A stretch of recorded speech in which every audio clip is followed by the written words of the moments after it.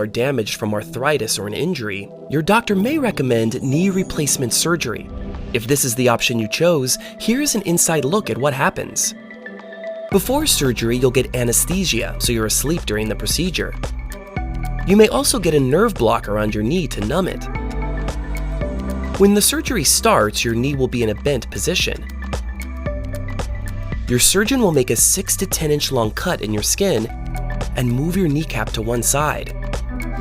The damaged cartilage on your joint is cut away, along with some of the bone underneath.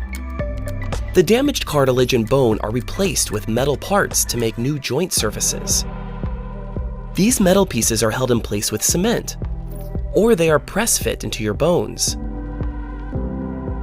The underside of your kneecap may also get a new surface. A plastic spacer is put between the metal parts of your new joint to make a smooth gliding surface for your joint. Your surgeon will bend and rotate your knee to make sure it works the way it should before closing the cut he made. The whole procedure will take 2 to 3 hours. Afterward, you'll stay in the hospital for a few days. You'll get pain medication and antibiotics. To keep blood clots from happening, you'll wear compression boots or socks and work with a physical therapist to move around soon after surgery. For the best recovery, follow your medical team's instructions about diet, wound care, and exercise. 6 weeks after your surgery, you'll be able to start doing most of your regular activities again.